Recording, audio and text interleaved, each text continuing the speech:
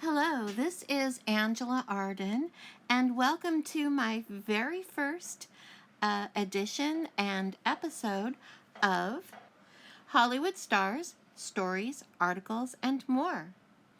The person I chose for my very first magazine interview read, is Gwen Stephani. Actually, this is an internet interview read. It is the wonderful, cool Gwen Stephani, who, as we all know, was originally of No Doubt and has since had a solo career, although she has occasionally appeared with No Doubt as well. She is currently a judge on The Voice and is engaged to none other than Western music's Prince of Song, Blake Sheldon.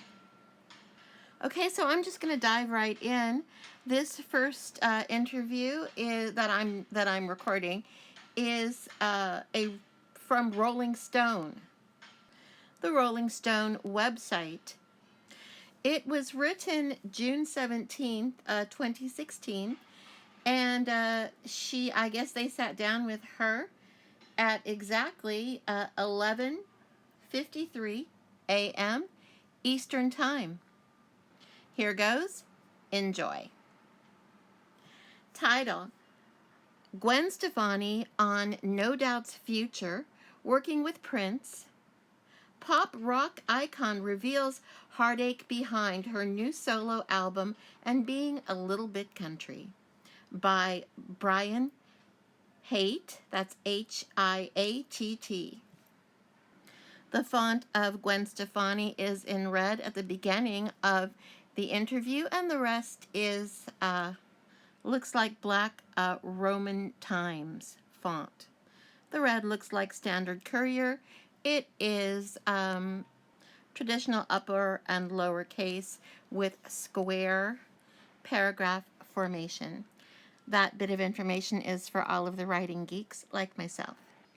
Gwen Stephani was kidding when she called her new solo album This Is What the Truth Feels Like.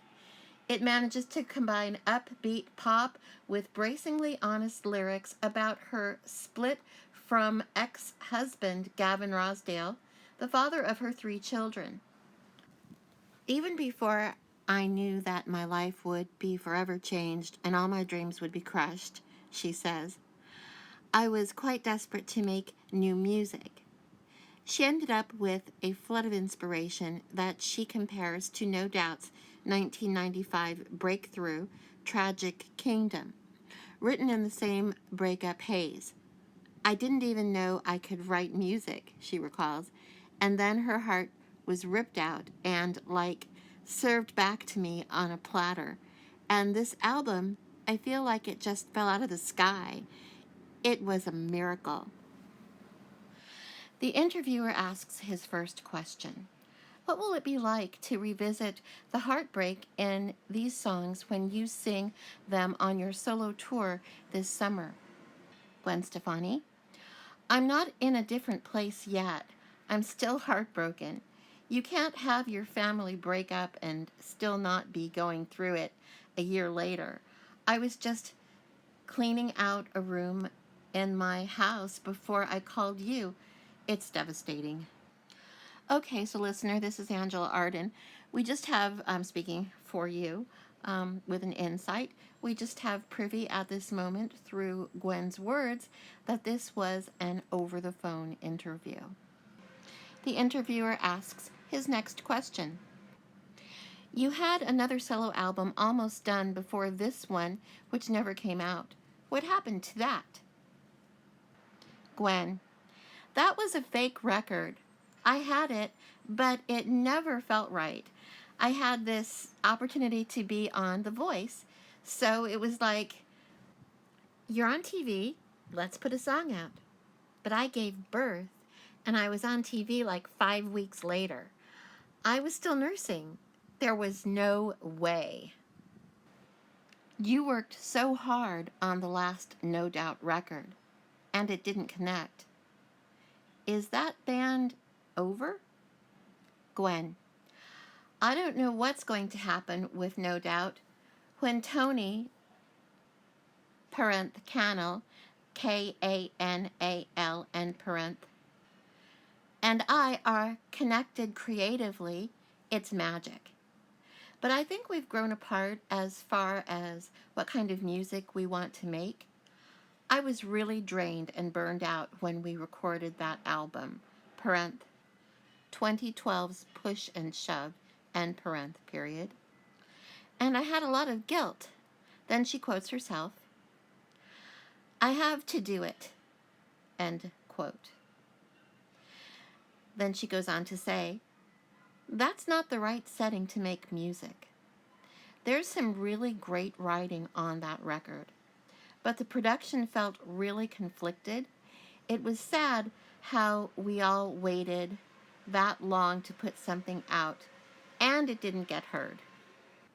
Next question. Do you have any issue with the other members of No Doubt working with Davey Havok from AFI? Gwen. Of course I don't care.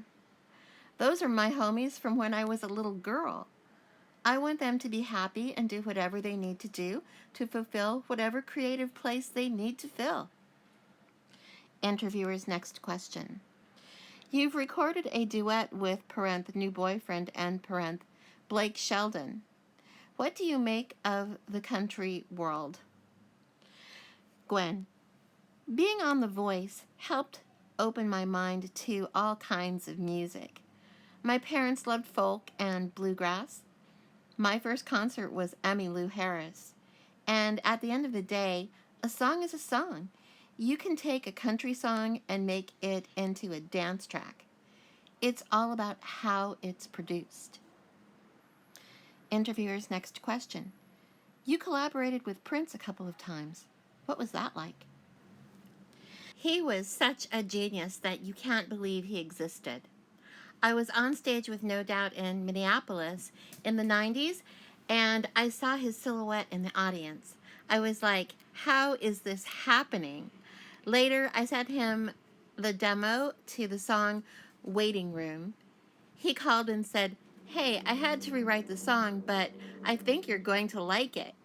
I played on the version you hear on No Doubts and Rock Steady, and I sang on his album. He sat at the board and sang me every single note. I was there for like 8 hours. Interviewer's next question. Hollaback Girl has become such a signature song for you. How did you and Pharrell Williams write that one? Gwen. Back then, I felt scared to be around Pharrell. He's super cute and he's so talented. It hurts you. But I knew that in the song, I needed to get back at somebody for talking S. Note to listener from Angela Arden. I don't say full expletives. I'll say the first letter and then say quote word unquote so that you know basically what it is that was said. It's just a professionality that I've acquired, and I hope you don't mind. So again, she said, Gwen Stephani said, but I knew that in that song, I needed to get back at somebody for talking S-word on me. And then she goes on to say, and I wanted to sound like a cheer. I explained it to him, and he said, I have this beat. He also said, Gwen, you're too good. You don't need to holla. When we finished the song, we were literally doing the Tom Cruise on the couch, and the label was scared to put it out. They waited until the third single. Isn't that crazy? Rolling Stone interviewer's next question. Is it tough having to live up to songs like that? Gwen. When you have a long career, you do get insecure. How do I do something new that doesn't sound like something I did before? How do I compete with how great Hollaback Girl was? And aren't we going to sound like the girls that tried to sound like that? But the album was super triumphant for me. The interviewer's next question. The 90s were such a dude-heavy time in music. Is it fun to see women dominating pop? Gwen. It's such a weird time in music. Everyone is listening to whatever their playlist is, whereas before, we were kind of told what we were going to be into. There's some really great stuff out there, and some really horrible stuff. I feel sorry for some people that these are the songs that they have to grow up listening to. But doesn't every generation end up feeling that way? Okay, well, that is the end of the interview with Rolling Stone and Gwen Stefani. This is Angela Arden. Now go out there and be the star of your own life. Bye for now. If you like this video, please go ahead and give it a thumbs up. I'd really appreciate that. And if you like these kinds of videos and you're looking forward, you want to be at the very beginning flagship of this particular account, go ahead and subscribe. That would be awesome and exciting to be at the beginning of my journey with me. And also, if you want to hear from me as my videos come up, what they're about, and that sort of thing, then hit that bell. Have a great day, everybody. Bye-bye now. Thanks.